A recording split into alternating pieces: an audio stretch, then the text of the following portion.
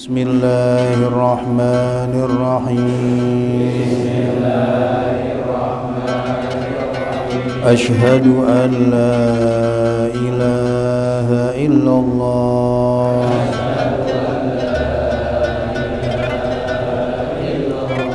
wa asyhadu anna Muhammadar Rasulullah.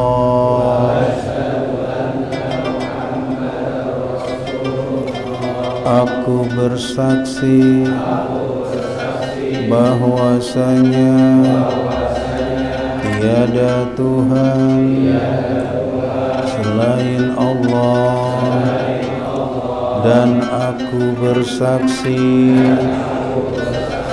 bahwasanya Nabi Muhammad utusan Allah. Inna ad-dina indallahil Islam. Sesungguhnya agama yang diterima di sisi Allah adalah agama Islam. Wa man yabtaghi ghairal islami dinan falan yuqbala minhu wa huwa fil akhirati minal khasirin. Dan barang siapa yang mencari agama selain agama Islam, maka tidak diterima, dan di akhirat termasuk orang-orang yang rugi. Na'udzubillah min dzalik. Bismillahirrahmanirrahim. Qala al-musannif rahimahullahu ta'ala wa nafa'ana bihi wa bi'ulumihi wa bi asrarihi fid daraini amin ya rabbal alamin.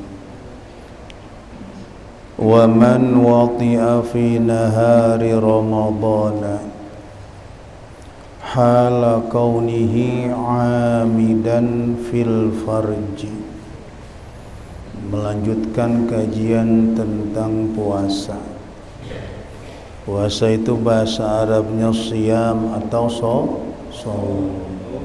Kalau diterjemahkan dalam bahasa Indonesia artinya puasa. Jadi siyam ada di dalam Al-Quran, kutiba alaikumus siyam. Kalau saum ada di dalam hadis, buniyal islamu ala khamsin syahadati alla ilaha illallah wa anna muhammadar wa iqamis salah wa itaiz zakah wal haji wa saumi ramadan.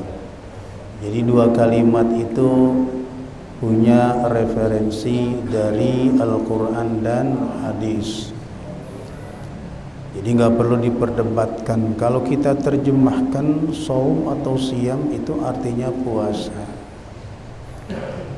Wa man wati'a, dan barang siapa yang bersetubuh. Nah, ini hati-hati nih, benar-benar dipahamin. Wa man wati'a, dan barang siapa yang bersetubuh fi nahari Ramadan, di siang hari bulan Ramadan. Siang hari itu batasannya apa? Waktu subuh sampai waktu maghrib. Tulu'ul fajri sampai ghurubus syamsi. Ini harus tahu batasannya dulu. Jadi nahar, siang yang dimaksud itu bukan tengah hari jam 12. Ya, dari mulai waktu subuh itu sudah dianggap apa? Siang. Sudah dianggap siang itu. Jadi jangan Anda bilang itu pagi, siang mentar, jam 11, jam 12, bukan, itu kan bahasa kita. Beda kalau di bahasa Inggris. Kalau bahasa Inggris pagi itu apa? Morning. Good morning. Kalau siang good afternoon. Ya. Kalau sore ada nggak sore itu? Sore apa? Good evening apa? Malam. Ya, good evening. Apa? Malam good night. Ya. Good afternoon, good evening, good night. Hah? Kalau makan malam mindo. Makan malam apa? Mindo. Kalau bahasa Jermannya gegares. Ya. Nah, itu yang harus kita pahami. Jadi nahar ini batasannya dulu biar tahu. Istilah naharon, siang di bulan Ramadan itu dari masuknya waktu subuh, terbitnya fajar shadiq, sampai terbenamnya matahari. Siapa orang yang bersetubuh di siang hari bulan Ramadan, hala kaunihi amidan, dalam kondisi sengaja. Sengaja itu berarti kemungkinan artinya tidak lupa. Dia sengaja ingat. Beda kalau dia lupa, nasiyan, atau mukrohan, dipaksa. Beda nanti apa namanya, ya hukumnya akan beda.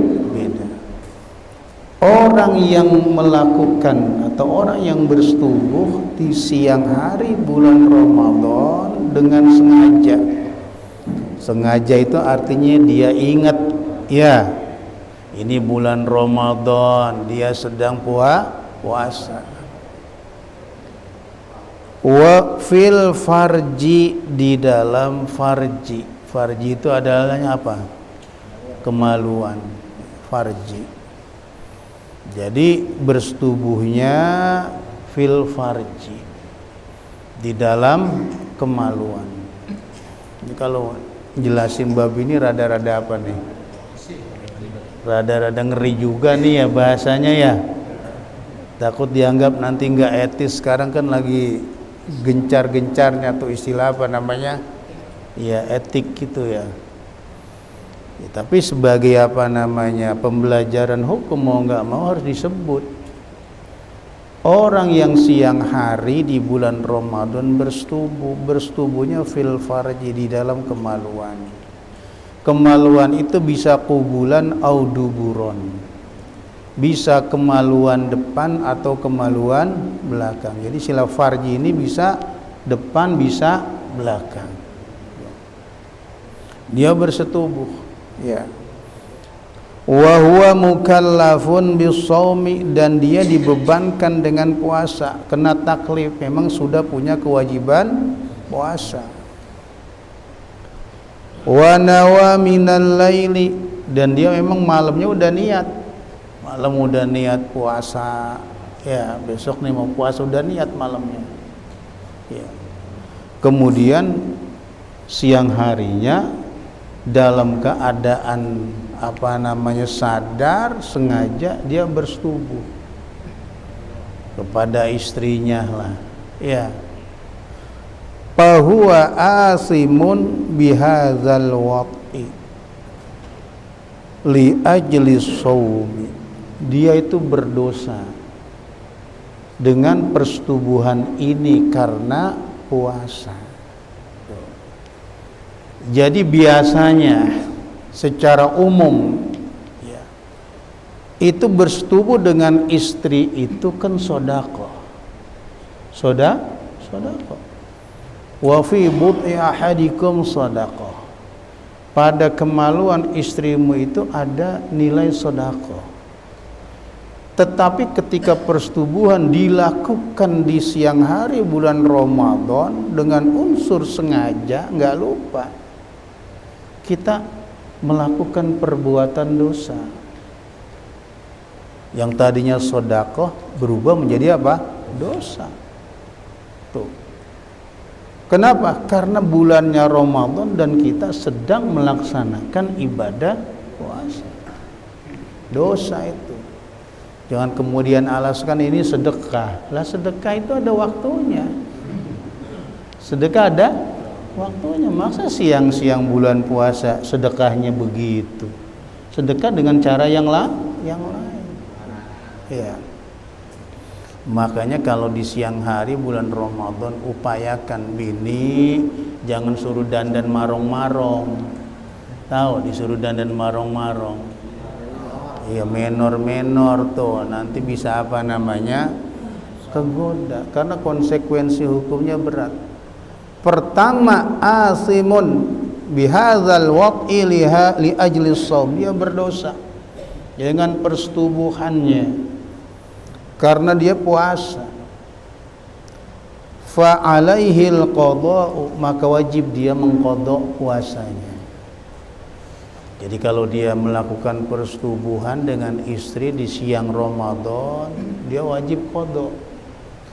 Qadha itu berarti diganti. Bukan cuma kewajiban qadha, ini yang berat. Fa alaihil qadha'u wal kafaratu, dia punya kewajiban untuk mengqadha dan membayar kafarah. Dua nih. Pertama wajib dia mengqadha, kedua wajib bayar kafarah. Kafarahnya itu apa? Tebusannya apa? Wa hiya itqu raqabatin mu'minatin. Yang pertama memerdekakan seorang budak yang mukmin. Wa fi ba'dhin nusakhi salimatin minal uyubil mudirrati bil amali wal kasbi. Dia harus mencari budak yang mukmin, budak yang tidak cacat, artinya tidak cacat budaknya ini bisa bekerja, ya, tidak cacat sehingga tidak punya kemampuan untuk apa? Bekerja. Dia harus cari dan dia merdekakan, dia tebus. Tapi kan perbudakan di kita udah nggak ada, sudah nggak ada. Makanya Islam itu agama yang sangat menjunjung prinsip-prinsip kemanusiaan. Islam itu menghilangkan perbudakan. Perbudakan sangat dibenci oleh Islam.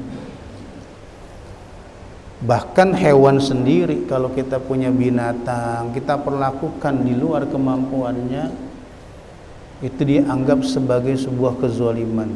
Katakan orang melihara kuda atau melihara kerbau, dia paksa itu kuda untuk bawa beban di luar kemampuannya, itu sudah bentuk kezaliman. Bahkan orang yang melihara ayam aja nih, orang melihara ayam, sholatnya rajin, puasanya rajin, sedekahnya rajin, dia pelihara ayam, dia jajah asaat ilahiyah, lalu dia perlakukan ayamnya itu dengan semena-mena, dia kagak kasih makan, dia kagak rawatin, dia gak urusin, dia gak bisa masuk kelompok orang-orang yang baik tuh kata ulama. Jadi disinilah indahnya Islam itu sebagai sebuah agama yang mengajarkan kita tentang pentingnya kita untuk saling mengasihi, saling menyayangi, bukan cuma terhadap sesama manusia, bahkan terhadap hewan sekalipun. Makanya orang yang miara kucing aja mati kucingnya karena dikurung gak dikasih makan, itu bisa masuk neraka.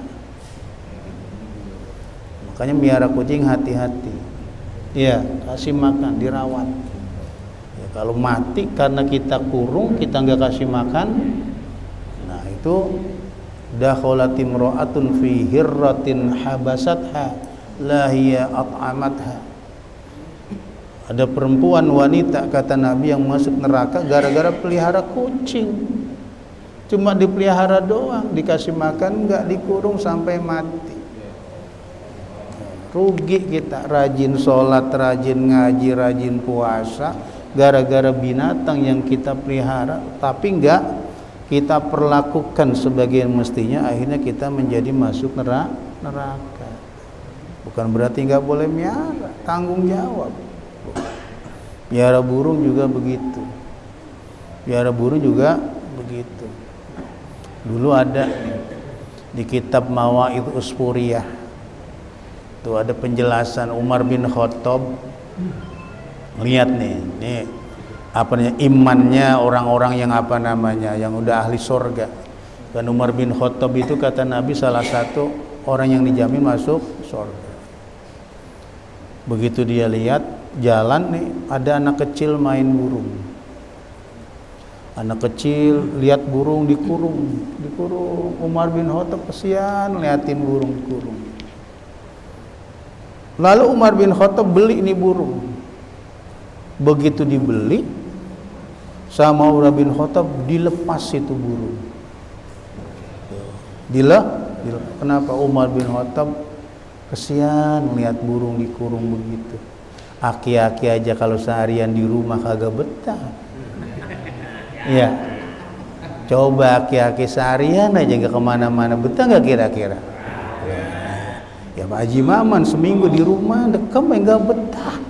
Iya, apalagi burung itu dilepas.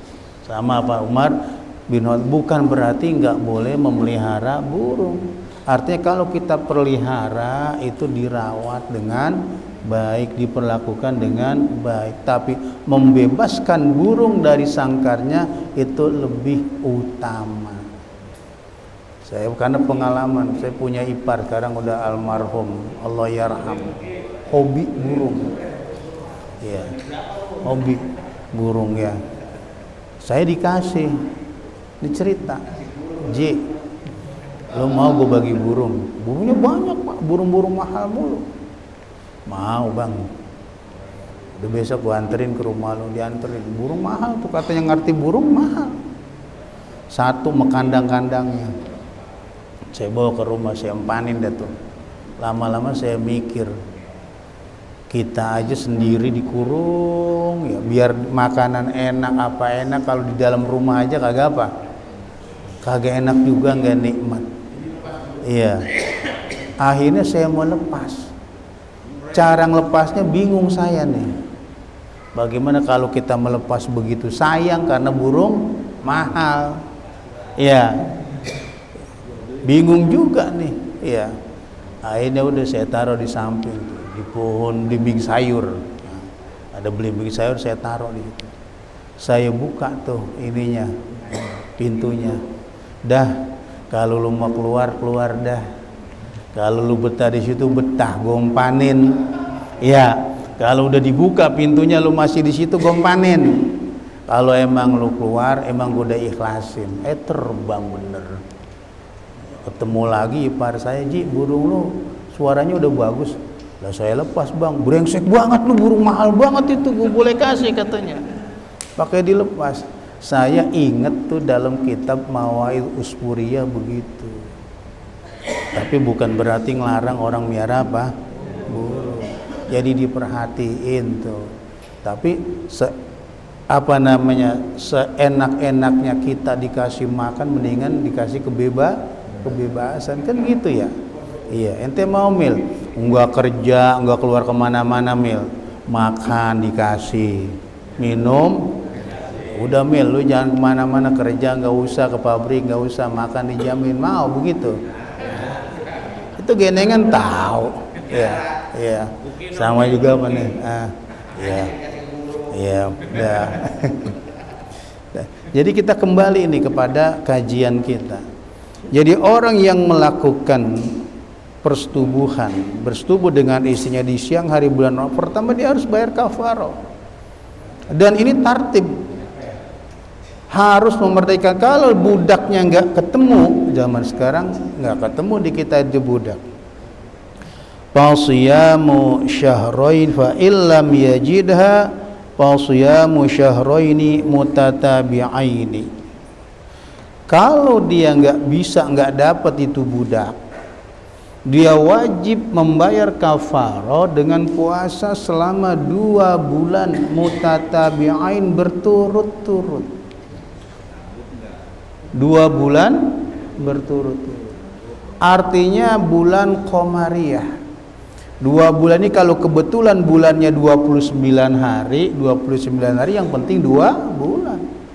Tapi kalau kemudian bulannya ya 30 ya berarti 60 hari.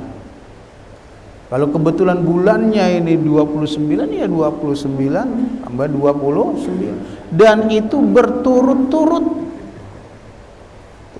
Gara-gara satu kali orang itu melakukan persetubuhan terhadap istrinya di siang hari bulan Ramadan dalam kondisi sengaja. Beda kalau dia lupa. Kalau lupa nggak ada konsekuensi hukum apa-apa, Pak. Ilok pakai lupa. Ya tapi bisa aja yang namanya manusia itu bisa lupa. Iya. Orang kebiasaan marin-marin begitu ya. Iya, ini lupa udah bulan Ramadan ya. Iya. Kalau emang lupa, ini hukumnya gimana? Fakal aklinasian, seperti orang makan ya dalam keadaan lupa. Iya. Kita makan dalam keadaan lupa, jangankan sepiring 2 baskom. Kita makan kalau lupa nggak batal puasanya.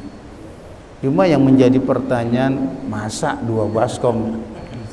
Ya, bisa lupa. Tapi namanya manusia, ada kemungkinan lupa itu ada. Lupa. Apanya?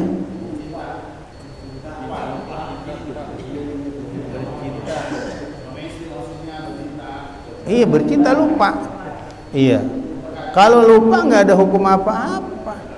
Makanya untungnya orang yang punya sakit lupaan. Ya. Orang yang sering lupaan ada untungnya juga tuh ya. Ya.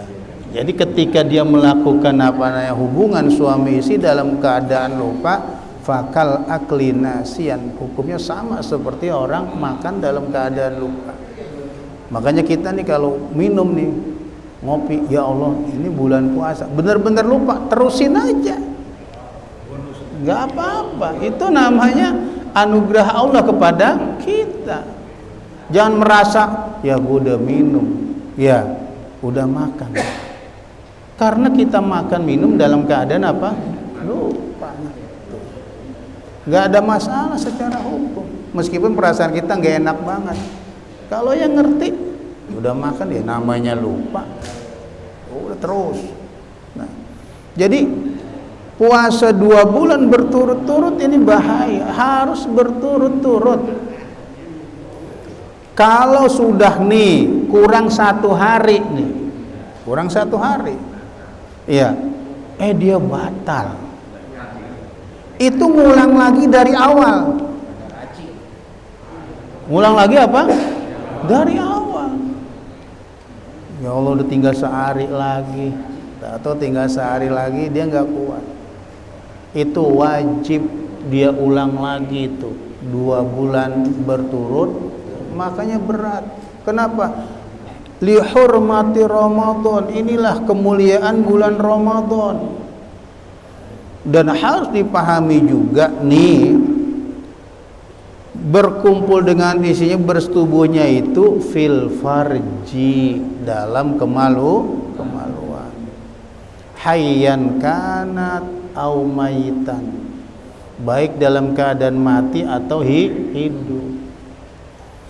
Jadi pokoknya dia setubuh, bini udah mati, ya lupa dia bininya udah dia setubuhin juga, naudzubillah min zalik, mau mati mau hidup, dan fil farji, di dalam kemaluan, baik depan ataupun belakang, termasuk fil bahimah.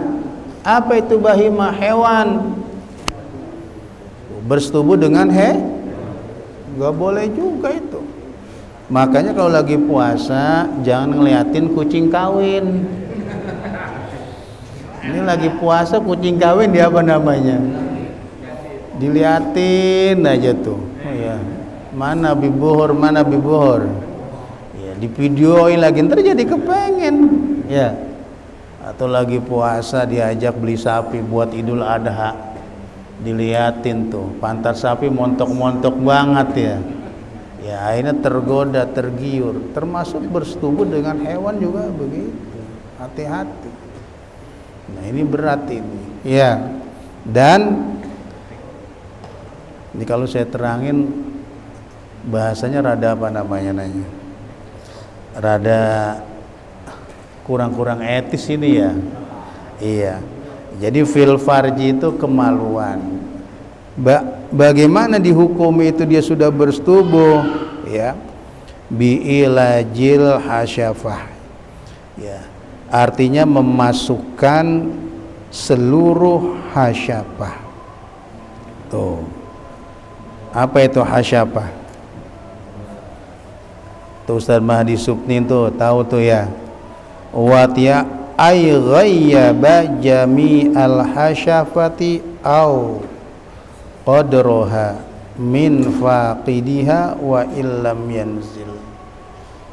Jadi dia bersetubuh itu dengan memasukkan seluruh hasyafahnya. Iya, seluruh hasyafah itu yang kayak helm tuh.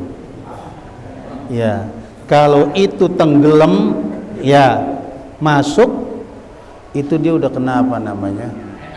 Dosa kafarah. Tapi kalau baru nepak, baru nyampe, kan saya kalau terangin begini, terangin fikih. Ya, Pak Yusujai ya. Kalau tibang nempel, inget ditarik lagi. Baru nempel dong, enggak kena itu belum. Iya, baru assalamualaikum. Iya. Iya. Kalau baru timbang nepak nih nyampe nih, ya itu nggak ada apa namanya, nggak kena kafaroh. Kena kafar tuh ghayyaba jami'al hasyafah. Seluruh hasyafahnya. Dengerin dulu. Nerangin nih, recokin aja nih. Ya, kalau lagi diterangin, ntar dulu nih. Ghayyaba jamil seluruh hasyafahnya udah apa namanya? Udah tenggelam. Udah mendem. Tuh. Ya, kalau baru nempel atau baru separuh, belum semua. Itu belum kena kafarah. Ya, nah, ini pun dengan catatan. Kadang-kadang hukum itu kalau kita mau sampaikan takut digunakan untuk yang enggak. Ya, ada orang karena tahu hukum dia menghindar, namanya hilah. Kena kafaroh ini kalau dia dalam kondisi puasa dan malamnya niat. Beda kalau dia sudah batal. Iya, dia sudah batal.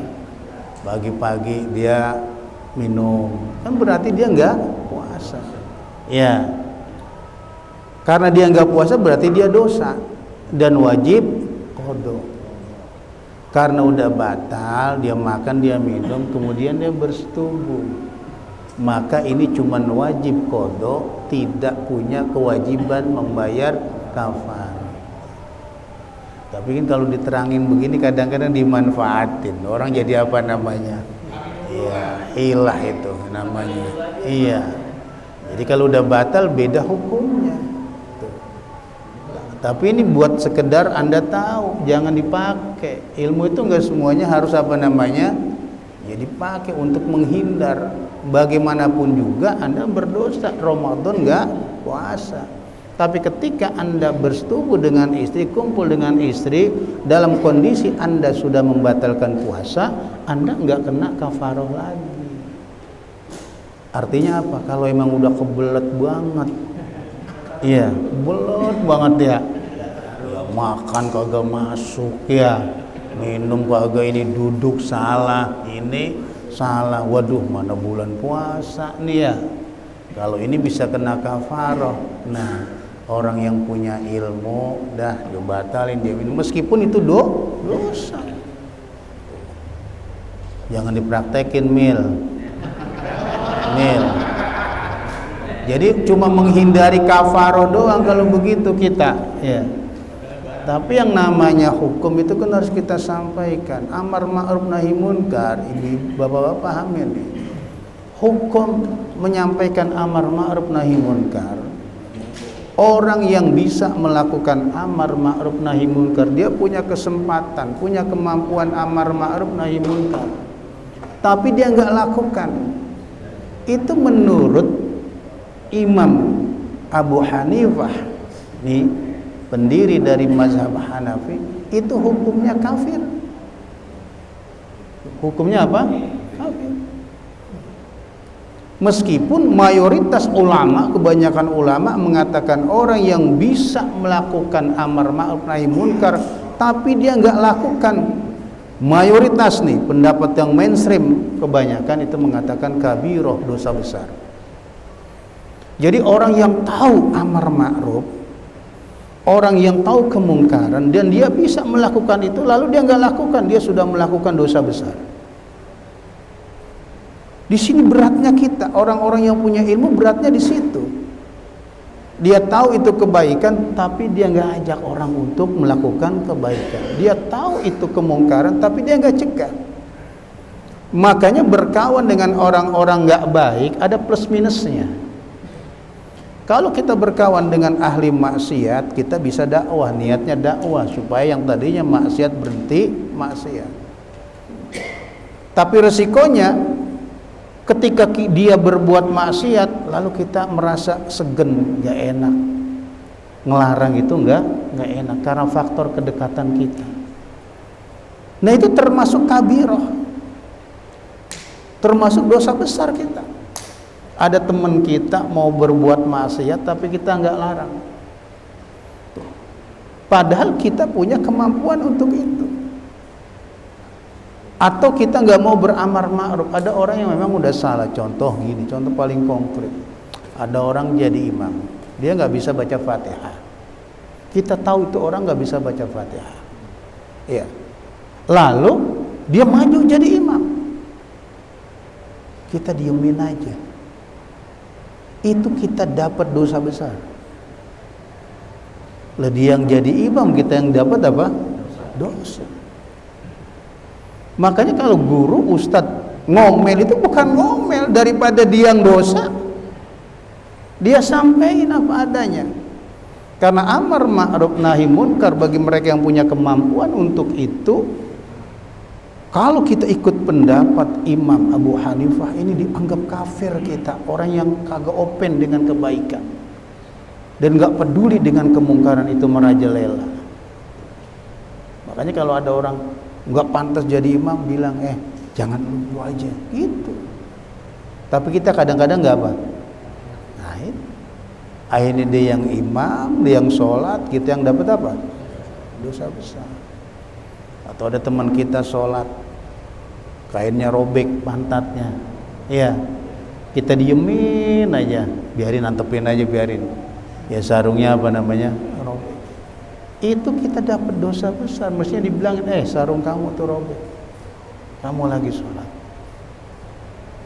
Nah, makanya kalau ada ustadz, guru, rewel, itu jangan dianggap intervensi terhadap persoalan orang, tapi tanggung jawab moral dia. Orang-orang yang tahu hal yang ma'ruf dan ngerti tentang kemungkaran, lalu dia nggak punya kemauan untuk melakukan itu.